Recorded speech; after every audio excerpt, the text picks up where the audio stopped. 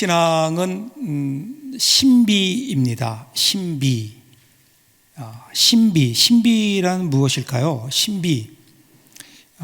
신기한 것과 신비한 것은 다릅니다. 마술 같은 것들은요 신기하죠, 그죠? 그런데 신앙은 신비합니다. 마술을 보세요. 막 갑자기 불을 뿜고 사람이 사라지고 없던 비둘기가 막 나오고 신기하죠. 그런데 신비한 것은 아닙니다. 왜냐하면 마술은 아무리 신기해도 사람을 고치지 못하고요, 사람을 변화시키지 못합니다. 그저 눈속임일 뿐입니다. 그럼에도 불구하고 자꾸만 우리는 우리의 눈이 신기한 쪽으로 가게 됩니다. 그러다 보니까 우리 일상의 신비함을 놓쳐요. 우리 일상 속의 모든 일들은 사실은 하나님의 신비로 가득 차 있습니다. 하늘에 뜨는 해, 밤하늘의 달과 별, 수면 위를 불어오는 바람들, 그리고 계곡을 따라 흐르는 물소리, 어디선가 들려오는 새소리들, 바람이 숲을 지나는 소리, 꽃의 고운 자태와 향기, 아버지의 열심히 일하는 땀방울, 혹은 어머니의 미소, 아기들의 웃음, 이 모든 것이 사실은요 거기에 우리가 알지 못하는 신비함이 있어요.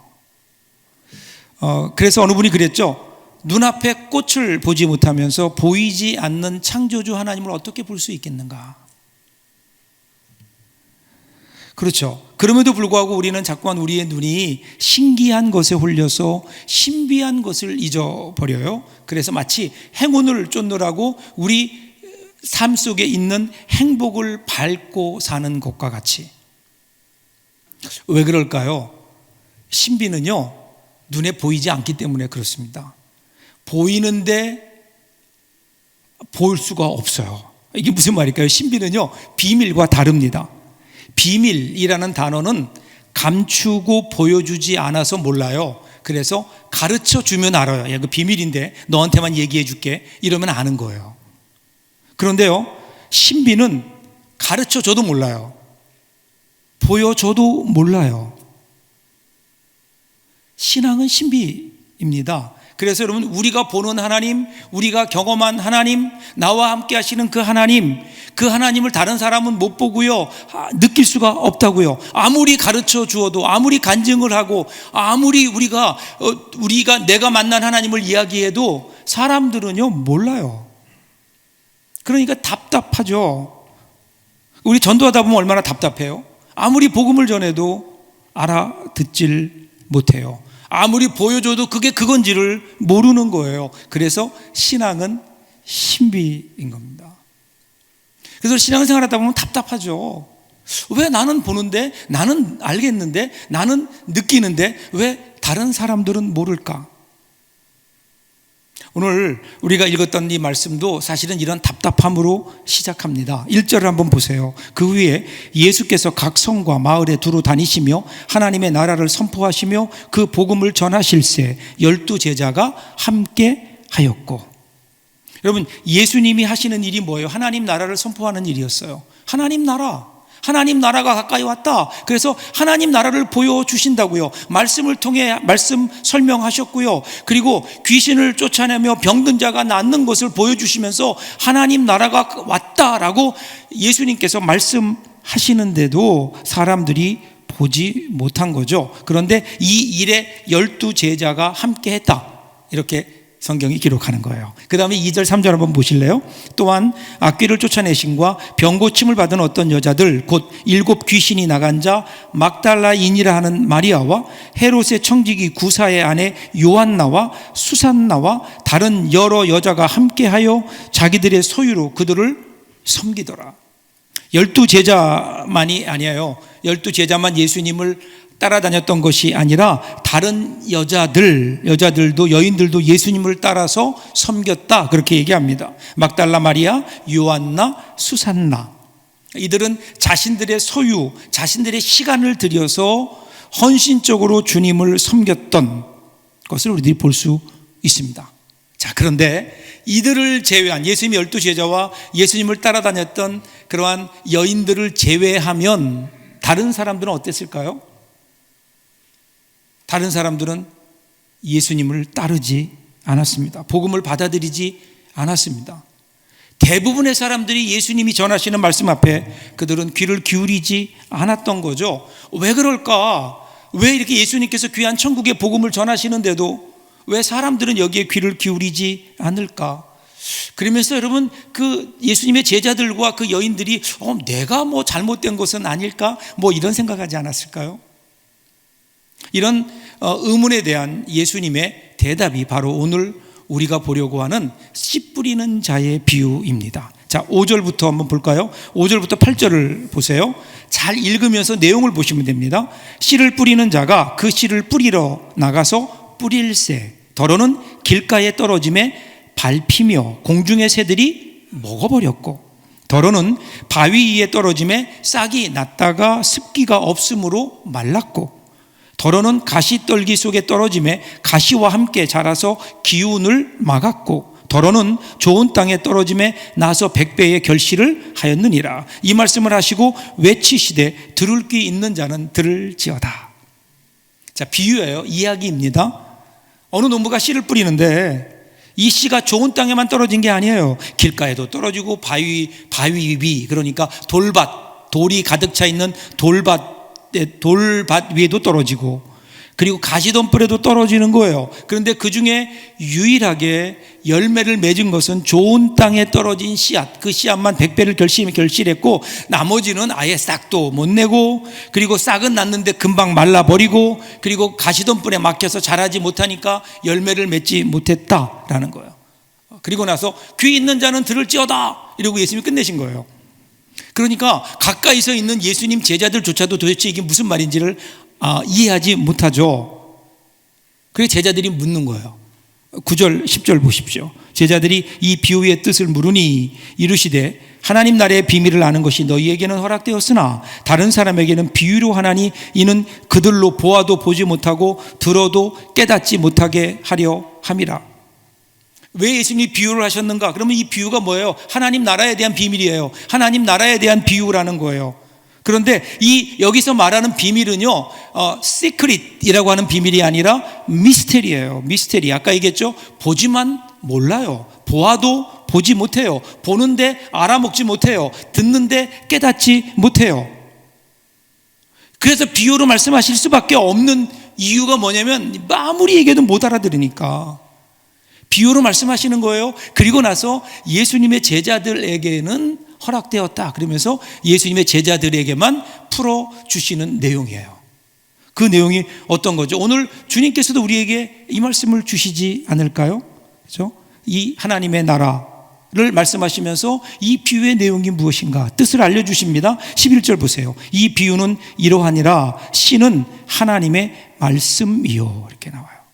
그러니까 천국을 설명하는 거죠. 하나님의 나라를 설명하면서 하나님의 나라가 무엇과 같다고요? 심겨진 씨와 같다는 거예요. 농부가 씨를 뿌리는데 그 씨가 뿌려진 그 땅에 뿌려진 씨와 같다는 거예요. 천국이, 하나님의 나라가 우리에게 씨앗으로 와 있다는 겁니다. 여러분, 하나님은 우리에게 천국을 주셨잖아요. 예수 그리스도께서 이 땅에 오셨잖아요. 그분이 인간의 몸을 입고 오셨잖아요. 이것만큼 더 확실한 그런 모습이 어디에 있을까요? 근데 그분이 오셔서 하신 일이 뭐예요?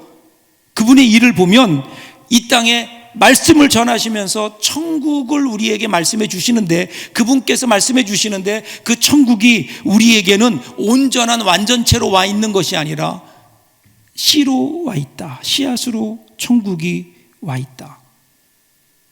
여러분, 씨앗 얼마나 볼품이 없어요. 씨앗 보면 아무것도 아니잖아요. 그것을 보면서 어떻게 우리가 아름다운 꽃과 열매를 우리들이 연상할 수 있겠어요? 그 씨는 보잘것없다고요. 그런데 지금 하나님의 나라가 이 땅에 왔는데 예수님께서 이 땅에 오셔서 우리에게 시작하신 천국은 우리의 마음속에 심겨있는 작은 씨앗과 같다는 거예요. 근데 그 씨앗만 봐서는 천국이 어떤 건지를 알 수가 없어요. 그럼에도 불구하고 우리 가운데 천국이 씨앗의 모습으로 와 있다. 왜 오늘 우리가 하나님의 나라를 우리에게서 보지 못할까요? 혹시 우리는 완전체로서의 천국만 보고 있는 것은 아닌가? 씨앗으로 와 있다고요. 우리 안에 씨앗으로. 여러분, 언제나 하나님의 방법은 우리의 방법과 다르죠. 하나님께서는 온 우주를 창조하실 때 그 시작을요, 수많은 사람들을 창조하지 않으셨다고요. 아담 한 사람, 그리고 나서 아담 이브 창조하셨어요. 두 사람으로 시작하셨어요. 하나님께서 이스라엘 공동체를 통해서 하나님의 나라, 하나님의 백성들을 만드실 때 많은 사람이 아니라 아브라함 한 사람을 통해서 아브라함을 씨로 사용하셔서 하나님은 하나님의 백성들을 만드셨잖아요. 온 세상을 구원하기, 땅끝까지 이르러 복음을 전하기를 원하시며 하나님께서 이 땅에 교회를 세우실 때도 12명의 사람들만을 부르셨어요. 그들을 통해서 그들을 씨앗으로 사용하셨다고요. 이것이 여러분 천국의 모습이라는 겁니다. 오늘 우리에게 와 있는 천국의 모습은 볼품없는 작은 씨앗으로. 그런데 여러분, 그 씨앗이 어떤 씨앗이에요? 그 씨앗 안에 천국이 있어요. 그래서 하나님의 DNA, 하나님의 그 유전자, 천국의 유전자가 우리 가운데 와 있는 거예요. 우리 안에. 그래서 여러분, 그 작지만, 지금은 볼품없지만 그 씨앗 안에 천국의 영광이 들어있고 천국의 기쁨이 있고, 그리고 천국에 있는 그 아름다운 모습들이 그 씨앗 안에 있다는 거예요. 그 씨앗 안에, 말씀 안에. 이것이 자라요. 씨가 발아돼요. 거기서 줄기가 뻗어나요. 거기서 꽃이 펴요. 거기에 열매가 맺혀요. 그러면 그때서야 비로소 우리는 천국이 이런 것이구나라고 알 수 있는 거예요. 그러면 오늘 우리가 해야 될 일은 뭘까요? 우리 가운데 신비어진 천국이 자라는 거예요. 이 DNA가 발현돼야 돼요. 우리 가운데 심어놓으신 그 천국의 씨앗이 자라나서 30배, 60배, 100배의 결실을 맺는 놀라운 그 은혜가 우리 가운데 일어나야 돼요. 그것을 위해서 주님께서 우리에게 하신 일은요, 우리 가운데 이 천국의 씨앗을 심어 놓으셨다고요. 그냥 심어 놓으셨다고요. 그래서 이것이 우리에게는 복음이고 우리에게는 기쁜 소식 아닐까요? 근데 문제는 이 귀한 씨가 우리 가운데 심어 놓으셨는데, 주님께서 우리에게 복음을 그렇게 천국 씨앗을 우리에게 뿌리셨는데, 그런데 어떻게 됐나요? 문제는 밭이에요. 그것을 품는 밭의 문제입니다. 5절부터 8절 보세요. 아까 우리가 보았던 대로 농부가 씨를 뿌렸는데 옥토에만 떨어진 게 아니라 길가, 돌밭, 가시덤불, 이게 문제가 되는 거예요. 그래서 주님께서 하나하나 일일이 설명하세요. 12절부터 보세요. 길가에 있다는 것은 말씀을 들은 자니 이에 마귀가 가서 그들을 믿어 구원을 얻지 못하게 하려고 말씀을 그 마음에서 빼앗는 것이요. 여러분, 길가, 단단한 길가 위에 씨가 떨어지면 그 흙 안으로 들어가지 못해요. 그러니까 새가 와서 쪼아 먹는다. 그 당시에 바리새인들의 모습이 이와 같지 않았을까요? 예수님 말씀을 듣지 않았던 게 아니에요. 그 누구보다도 가까이서 예수님의 말씀을 가장 관심 있게 들었던 사람들이에요. 근데 그들은 그 말씀을 들었음에도 불구하고 마음에 받아들이지 않았다고요. 예수님께서 베푸신 능력을 보면서 하나님의 나라가 왔다는 것을 인정하지 않았어요. 오히려 그 말씀을 들으면서 그 말씀에 꼬투리를 잡았고, 그 말씀을 통해서 오히려 그들은 예수님을 공격할 기회를 엿본 거예요. 그러니까 어떻게 해요? 그 마음이, 예수님이 그렇게 천국의 복음을 전하셨음에도 그들의 마음 속에는 그 천국의 씨앗이 심겨지지 못했죠. 그러니까 그들에게는 열매는 당연히 없는 겁니다. 13절 보세요. 바위 위에 있다는 것은 말씀을 들을 때에 기쁨으로 받으나 뿌리가 없어 잠깐 믿다가 시련을 당할 때에 배반하는 자요. 이 바위 위에 있다는 것은 돌밭이에요. 돌이 있는데 그 위에 얇게 흙이 쌓인 거예요. 그러니까 흙층이 얇아요. 거기에 떨어지면 특징은 빨리 나요. 흙이 얇으니까 씨앗이 빨리 발아되는 거예요. 싹이 나요. 그런데 뿌리가 내리지 못하니까 그 내리쬐는 햇빛에 그냥 말라버리죠. 그러니까 열매를 맺을 수가 없어요. 이것을 주님께서는 뭐라고 말씀하세요? 잠깐 믿다가 시련을 당할 때에 배반하는 자요, 이렇게 나와요. 시련 때 넘어지는 거예요. 여러분, 대부분의 사람들이 그렇지 않았나요? 예수님 말씀을 듣고 얼마나 사람들이 예수님을 따랐어요. 예수님이 얼마나 인기가 있었는지 모릅니다. 특별히 예수님 말씀을 들으면서 그들은 이전에 듣지 못했던 권위 있는 말씀을 들었고요. 그리고 특별히 바리새인들, 그 평소에 그들을 괴롭혔던 바리새인들, 그들을 향하여 예수님께서 강하게 말씀하시며 질책하실 때 사람들은 카타르시스를 느꼈을 겁니다. 예수님이 병을 고치시고 그리고 먹을 것을 주는 오병이어의 기적을 베푸실 때 예수님의 인기는 아주 극에 달했죠. 얼마나 많은 사람들이 예수님 앞에 나왔는지 모릅니다. 그런데 그들이 예수님 말씀을 듣고 좋아는 했는데 어려운 일이 오니까 예수님께서 어려운 말씀을 하시니까 예수님을 떠나가고요, 결국은 그들이 예수님을 십자가에 못 박아 버립니다. 14절 보세요. 가시떨기에 떨어졌다는 것은 말씀을 들은 자이나 지내는 중 이생의 염려와 재물과 향락의 기운이 막혀 온전히 결실하지 못하는 자요. 땅에 씨앗이 떨어졌어요. 그리고 거기에서 싹이 났습니다. 어느 정도 자라요. 그런데 가시덤불이 막아요. 오늘 예수님 말씀은, 예수님의 해석은요, 세상적인 염려, 여기에 관심이 많았고 재물과 쾌락을 쫓고자 하는 마음 때문에 결국 마음이 나누어지면서 그 하나님의 말씀이 열매를 맺도록 그 안에 양분을 공급하지 못한 거예요. 마음이 나뉘어져 버린 거예요. 복음서를 보면 예수님을 찾아왔던 부자 관원의 이야기 아시죠? 부자 관원, 어릴 적부터 하나님의 말씀을 다 지켰어요. 예수님께서 그걸 아주 귀하게 보셨어요. 그래서 뭐라고 말씀하세요? 네가 가지고 있는 재물을 팔아서 가난한 자들에게 나누어 주고 너는 나를 따라라. 그랬더니 이 부자가 근심하며 돌아갔어요. 예수님을 따르지 못했어요. 그의 마음속에 마지막 남은 하나, 그것은 재물에 대한 사랑이었습니다. 여러분, 무엇을 좋아한다는 것, 재물을 사랑한다는 것 그 자체가 나쁜 것은 아니죠. 그러나 하나님보다도 더 좋아한다는 것, 여기에 문제가 있던 것으로 보여집니다. 자, 지금 왜 이런 말씀을 예수님께서 하실까요? 예수님이 계셨던 당시에 하나님의 나라는 그렇게 진행되고 있었다는 거예요. 하나님의 나라에 관하여 말씀하셨지만, 하늘나라의 복음을 전하셨지만 대부분의 사람들이 바리새인처럼, 그리고 따랐던 수많은 군중들처럼, 그리고 부자 관원처럼 예수의 말씀을 들었음에도 불구하고 그들은 예수님을 따르지 못했어요.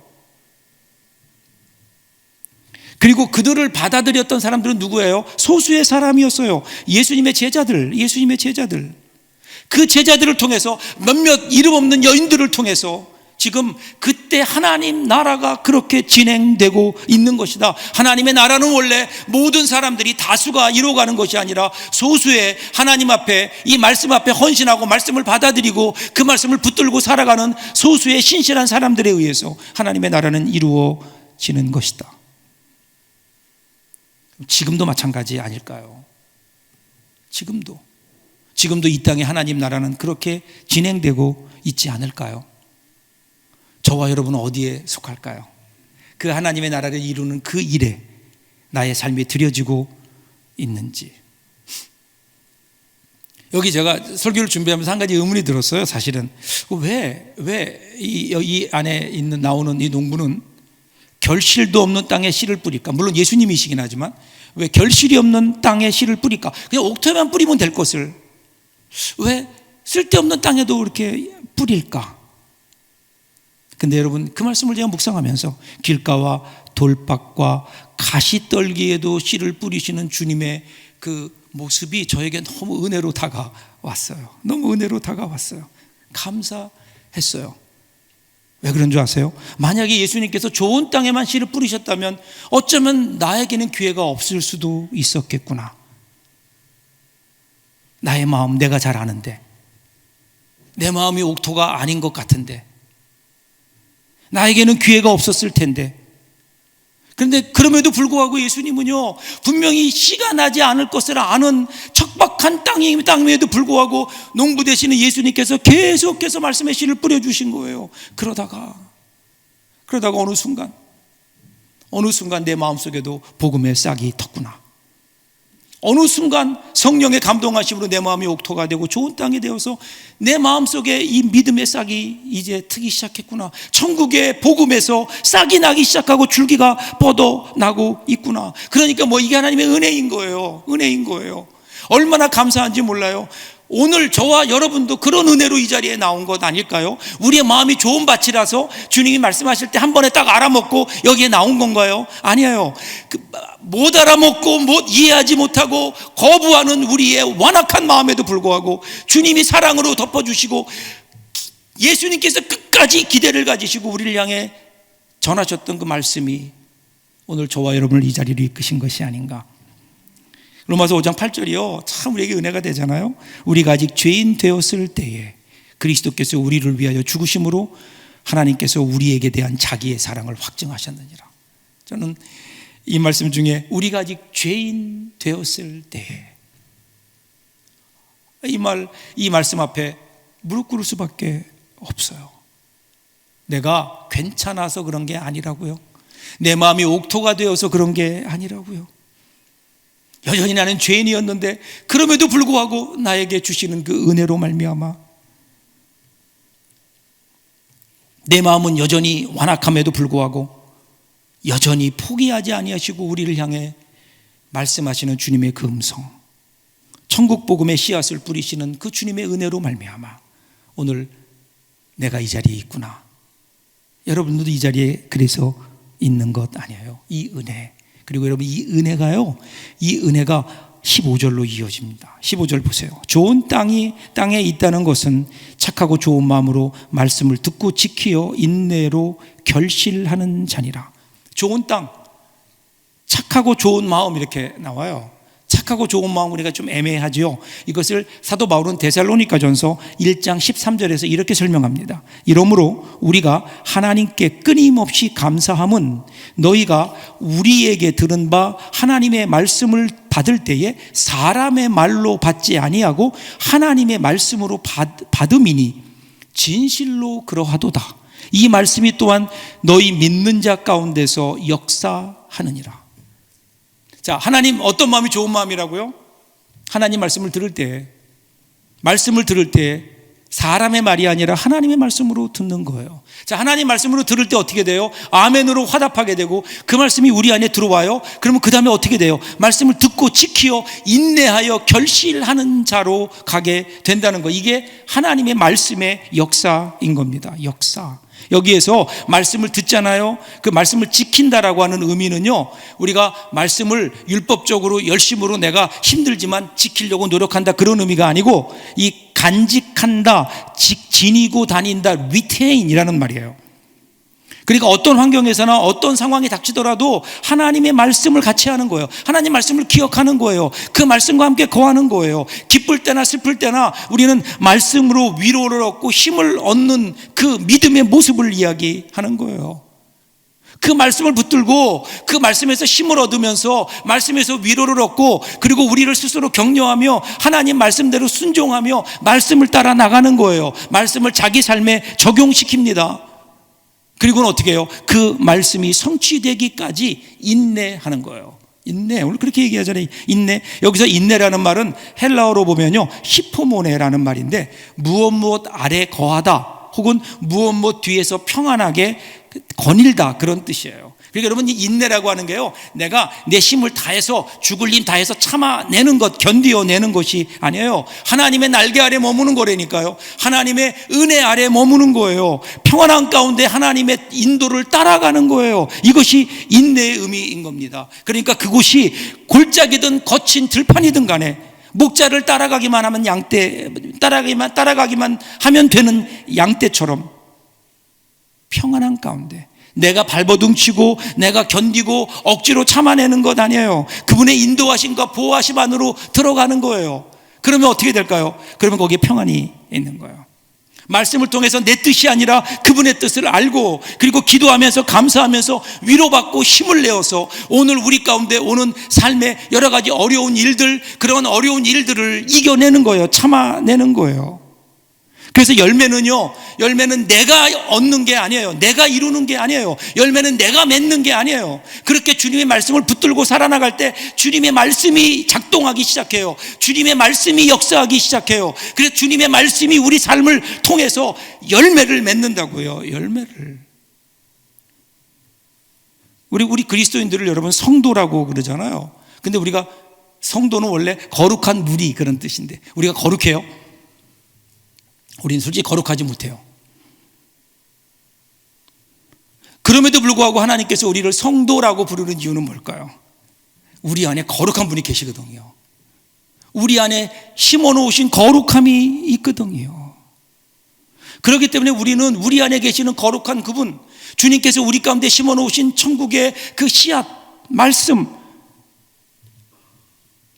우리는 그러기에 우리 마음대로 사는 사람이 아니에요. 신앙생활은요, 내 마음대로, 내 뜻대로, 내 기질대로, 내 성향대로 살아가는 사람, 이것은요 그리스도인의 삶이 아닙니다. 그리스도인의 삶은 나는 죽는 거예요. 나는 죽고 내 안에 그리스도께서 사시는 거예요. 내 안에 그리스도께서 심어놓으신 말씀을 따라 말씀대로 살기 위해서 노력하는 것. 그래서 갈라디아서 2장 20절 보세요. 그런즉 이제는 내가 사는 것이 아니요 내 안에 그리스도께서 사시는 것이라. 이것이 여러분 그리스도의 삶 아니에요. 주님이 내 안에서 사실 때, 그리고 우리는 그 주님의 통로가 된다면 우리 가운데 뭐가 나타날까요? 주님이 우리에게 주셨던 주님의 성품들이 나타나지 않을까? 하늘나라의 기쁨이 나타나지 않을까요? 우리 안에 심어놓으셨던 그 천국의 씨앗들이 싹이 나고, 그리고 거기에서 그것이 줄기가 자라나고 꽃이 피고, 그리고 아름다운 열매를 맺으면서 천국이 무엇인가를 경험하며 사는 거잖아요. 그뿐인가요? 천국이 어떤 것인가를 보여주며 사는 거잖아요. 이것이 오늘 우리의 삶이 되어야 하지 않을까요? 이것이 여러분 그리스도인의 삶인 거예요. 1940년대 후반에 인도의 그 캘커타에 있는 빈민가에 한 30대 후반의 여성이 나타납니다. 그녀는 온 지 얼마 되지 않았는데 길거리를 지나는데 한 병든 여인을 발견하죠. 죽었는지 궁금해서 가서 건드려 보니까 살아 있습니다. 그런데 아무도 돌보는 사람이 없었는지 중병에 걸려 있는 것 같았고, 몸의 한쪽은 썩어가고 있었습니다. 냄새를 맡은 쥐들이 그 주위를 왔다 갔다 하고요. 이 참담한 모습을 바라보면서 이 여인이 속으로 생각하죠. 어떻게 해야 될까? 그 순간 마음속에서 그런 생각이 드는 거예요. 내가, 이 힘없는 연약한 여자인 내가 무엇을 할 수 있겠는가? 돌아서려는데 그때 마음속에서 음성이 들려요. 네가 도와야 된다. 네가 저 여인을 도와라. 그 순간 하나님, 저 못해요. 제가 어떻게 이런 일들을 할 수 있겠어요? 그때 주님의 음성이 다시 들립니다. 내가 도와줄게. 내가 도와줄게. 내가 너와 함께 할게. 그 말씀 앞에, 하나님이 함께 하신다는 그 말씀 앞에 그 여인은 돌이키려던 발걸음을 다시 돌이켜서 이 여인을 들쳐업습니다. 자기 집으로 데려옵니다. 자기 집에 데려다 놓고 돌보기 시작합니다. 한 사람이 두 사람, 두 사람이 세 사람 되면서 사람이 늘어나서 그 집에 더 이상 그 병자들을 수용할 수가 없습니다. 그래서 그가 살고 있는 그 행정구역의 관리에게 찾아가서 자기가 이러이러한 일을 하려고 하는데 혹시 빈 장소가 있으면 좀 빌려달라고. 마침 그 옆에 힌두 성전이 비어있는 곳이 있어서 그곳으로 환자들을 데리고 갑니다. 사람들이 몰려들기 시작합니다. 그곳이 클리닉이 됩니다. 우리로 말하면 보건소가 되는 거죠. 점점 숫자가 늘어납니다. 거기서 수많은 사람들이 마음의 위로를 얻고 병으로부터 노임을 받게 됩니다. 모든 종교를 초월해서 지나간 한 세기 살았던 많은 사람 가운데 가장 아름다운 삶을 살았다고 알려지고 있는 테레사 수녀님의 이야기죠. 이분이 여러분 세상을 떠나기 전에 영국 BBC 뉴스의 크리스찬 언론이었던 멀코비치라는 분이 그분을 찾아가서 그 일하는 모습을 보니까 너무 힘들어요. 새벽부터 저녁까지. 그런데 거기서 일하는 모든 사람들이 테레사 수녀님을 비롯해서 모든 일하는 그 현지에서 일하는 스태프들이 너무 힘은 들어 보이는데 행복한 거예요. 평안이 있어 보이는 거예요. 그래서 물었대요. 수녀님 힘들지 않으세요? 그랬더니 그 질문에 테레사 수녀가 이렇게 대답했다고 합니다. 힘들지요. 힘들어 죽겠습니다. 그런데 행복합니다. 왜냐하면 주님이 함께 하시기 때문입니다. 여러분, 이것이 오늘 우리 신앙인의 고백이 아닐까요? 힘들어요. 그런데 행복해요. 왜냐하면 주님이 함께 하시기 때문입니다. 여러분, 예수 믿는다고 안 힘들어요? 여러분, 정말 안타까운 것은요, 많은 우리 신앙인들이 힘들어서 예수 믿는 것을 포기하는 거예요. 힘들다고 그 다음 주님이 원하시는 그 자리를 향해 나오지 못한다는 것은 비겁한 일입니다. 힘들다고요. 여전히 힘들어요. 그런데 그 너머에 행복이 있다니까요. 예수 믿는 행복은 거기에 있다니까요. 왜냐하면 거기에 주님이 함께 하시기 때문에. 사랑하는 여러분, 저는 오늘 테레사 소녀 이야기하는 거 아니에요. 그 이야기를 듣고 야 정말 멋있는 삶을 살았다 감동받고 끝나면 아무것도 아닌 거예요. 저는 오늘 저와 여러분의 이야기를 좀 하는 거예요. 오늘 우리도 그래야 되지 않을까요? 힘들어요. 어려워요. 그런데 행복해요. 우리 주님이 우리에게 그 고백을 듣고 싶어 하지 않으실까요? 힘들지만 행복해요. 주님이 함께 하시기 때문에. 여러분, 우리가 테레사 수녀보다 못한 게 뭐가 있어요? 우리가 예수를 잘 못 믿어요? 우리가 그분보다 키가 작아요? 그분보다 우리가 더 배우지를 못했어요?